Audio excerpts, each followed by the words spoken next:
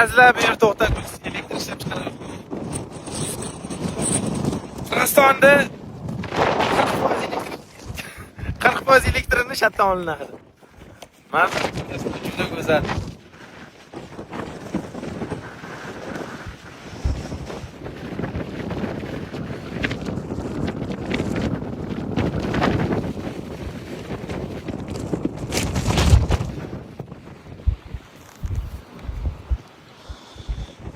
Xo'p, homiylarimizni eslatib ketamiz.